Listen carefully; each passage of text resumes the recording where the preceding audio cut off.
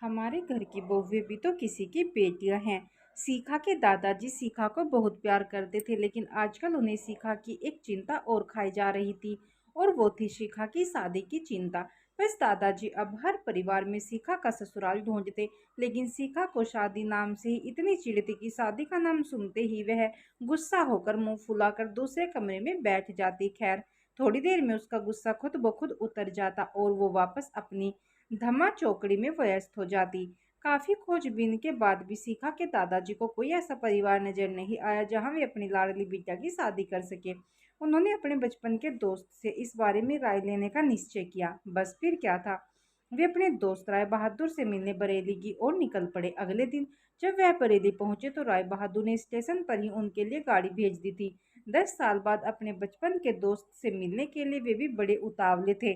गाड़ी धीरे धीरे राय बहादुर के घर की ओर बढ़ी। बड़ा सा बंगलों के आगे बगीचा, गाड़ियां और नौकर चाकर देख दादाजी का मन खुशी से भर गया। इन 10 सालों में राय बहादुर ने कितनी तरक्की कर ली है। नहीं तो 10 साल पहले राय बहादुर के पास था ही क्या। बस यही सब सोचते सोचते सीखा कि दादाजी अपने दोस्त के बंगलो पहुंच ही गए। गाड़ी के हॉर्न की आवाज के साथ ही राय बहादुर घर के बाहर अपने दोस्त के स्वागत के लिए आ गए थे। अपने दोस्त को गले लगाकर वे दादाजी को अंदर ले गए। घर अंदर से भी काफी शानदार था। अपने दोस्त की संपन्नता को देख सीखा कि दादाजी भी फूले नहीं समाये। दादाजी ने पोती की शादी के लिए एक अच्छा सा परिवार ढूंढने का काम सौंपते हुए बिटिया का फोटो राय बहादुर के हाथ में सौंप दिया। राय बहादुर भी अपने बेटे विक्रम के लिए एक सुयोग्य कन्या की तलाश में थे। तीखे नैन नक्श चेहरे पर तेज और एक बार में ही किसी को पसंद आने वाली सीखा बिटिया को फोटो में देखकर ही उन्होंने सीखा को अपने घर की बहू बनाने का फैसला कर लिया। राय बहादुर इतना सोच ही रहे थे कि इतने में उनका बेटा विक्रम आ गया। विक्रम ने दादाजी के पैर छुए और हाल चाल पूछने के बाद ऑफिस की ओर निकल गया। विक्रम के जाने के बाद राय बहादुर ने अपने दोस्त से विक्रम और शिखा के संबंध के लिए पेशकश की।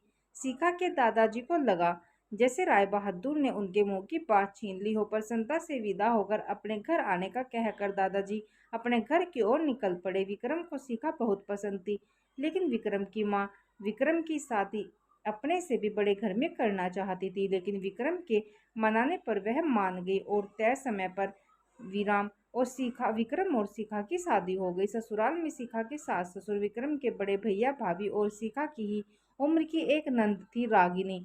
अपनी सादगी और सबका अच्छे से ख्याल रखने के कारण शिखा ने घर में सबके दिलों में जगह बना ली। लेकिन अपनी तमन कोशिश के बावजूद अपनी सासू माँ का प्यार पाने में असफल रही। वह शिखा के हर काम में कुछ न कुछ गलती निकाल ही देती थी।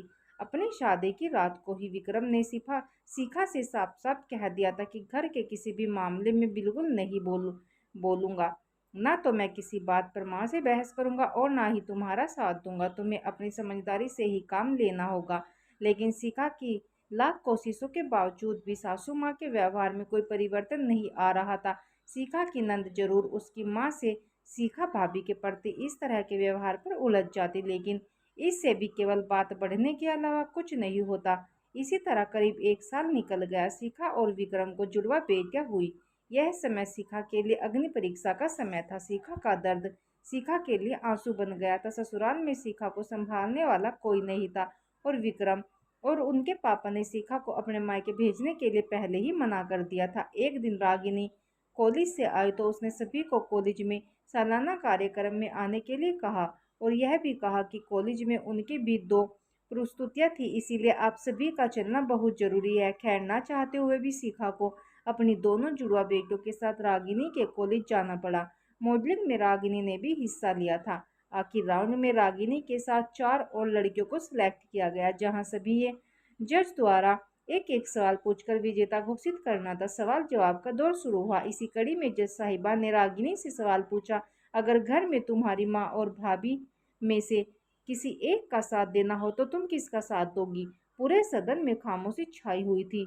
सभी रागिनी के जवाब की प्रतीक्षा कर रहे थे। तभी रागिनी ने थोड़ा आगे बढ़कर कहा, अगर भाभी सही हो तो अपनी भाभी का। जज साहिबा ने आगे पूछा, क्यों।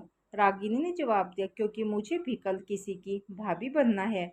जवाब सुनते ही पूरे सदन में तालियां गूंज उठी। सभी रागिनी की सोच और उसके सटीक जवाब की प्रशंसा कर रहे थे। रागिनी को विजेता घोषित किया गया। पुरस्कार लेने से पहले रागिनी ने सभी से कुछ कहने के लिए माइक थामते हुए कहा, हर बेटी अपनी माँ से बहुत प्यार करती है और माँ भी अपनी बेटी के दिल के सबसे करीब होती है। इसी तरह हमारे घर की भव्य भी तो किसी की बेटियां हैं। आज हम किसी की बेटियां हैं, कल से किसी की भाभियां और बहुएं बनेंगी। अगर कल से हमें कुछ दुख हुआ तो हमारी माँ को भी दुख होगा, और इसी तरह हमारे घर की बहू को दुख हुआ तो उनकी माँ को भी दुख पहुंचेगा। और इसी दुनिया में किसी भी इंसान को किसी की भी माँ को दुख पहुंचाने का कोई हक नहीं है। इसीलिए हर सास अपनी बहू को अपनी बेटी समझे तो आगे चलकर उनकी बेटी भी खुश रहेगी। रागिनी के इतना कहते ही पूरा सदन एक बार फिर तालियों की गड़गड़ाहट से गूंज उठा। तालियों की गड़गड़ाहट के बीच ही शिखा की सास ने शिखा को गले से लगा दिया। दोस्तों, आपको कहानी कैसी लगी? प्लीज़ अच्छी लगे है तो लाइक शेयर और हमारे चैनल को सब्सक्राइब करके सपोर्ट जरूर देते रहिएगा।